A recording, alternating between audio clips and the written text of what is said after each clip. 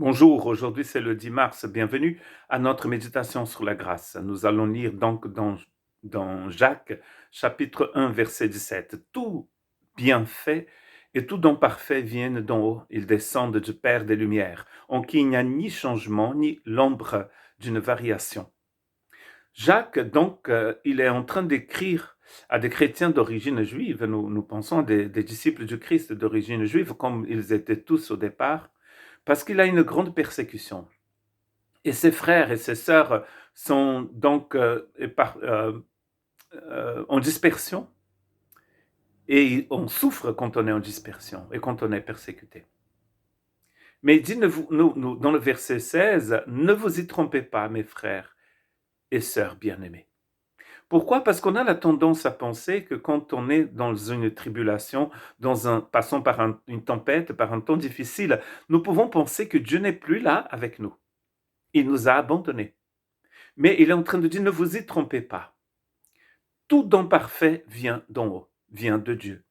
Nous sommes nés d'en haut, comme Jésus dit à Nicodème dans Jean 3.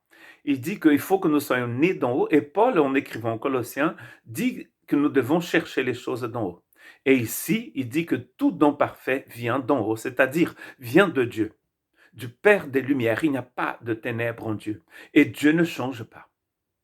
Il n'y a pas d'ombre de variation. L'ombre qui varie marque le temps qui passe. Mais le temps de Dieu ne passe pas. Il est celui qui était, qui est et qui viendra.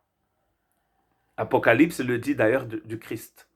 Et dans l'Ancien Testament, ce que nous apprenons à propos du Père. Il ne change jamais. Ses dons, ses cadeaux sont parfaits. Il n'y a pas de variation en lui. Il ne change pas. Conformément à sa volonté, il nous a donné la vie par la parole de la vérité, afin que nous soyons en quelque sorte les premières de ses créatures, les premiers fruits de sa créature. Il a un plan pour nous. Il a toujours eu ce plan et ce plan n'a pas changé. Ainsi donc, mes frères et sœurs bien-aimés, que chacun soit prompt à écouter, lent à parler et lent à se mettre en colère. Donc la tendance, c'est que nous parlons paroles, paroles, paroles, et nous parlons et nous parlons et nous parlons parce qu'on ne comprend pas la situation. Et plus nous parlons, plus nous allons empirer notre situation. Quand la tribulation vient et dit, soyons longs à parler, longs à se mettre en colère et prompts à écouter. Nous sommes tout de suite avides d'écouter la parole du Christ, que nous encourage, qui affermit notre foi. Nous sommes en train de méditer sur la plénitude du Christ dans notre étude de la grâce de Dieu. La grâce de Dieu nous a donné tous les outils dont on a besoin pour le connaître. Et quand on connaît le Christ, on sait bien qu'il ne change pas.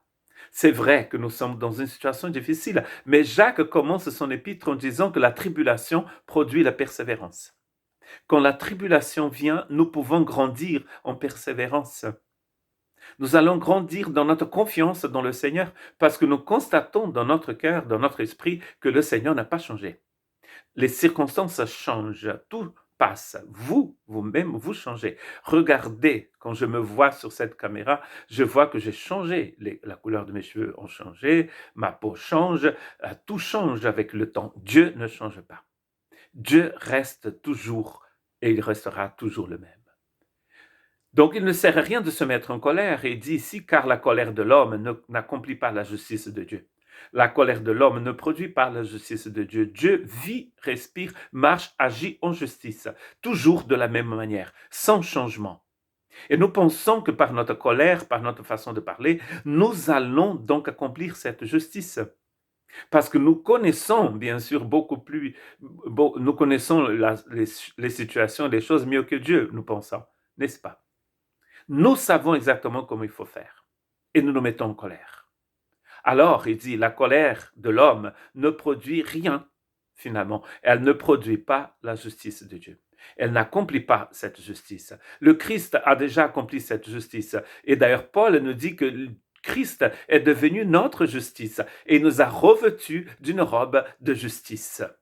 Nous sommes remplis de la justice de Dieu en Christ Jésus. Donc, connaîtront le Christ. Vivons une vie proche de ce Christ qui vit pour les siècles des siècles. Que Dieu vous bénisse.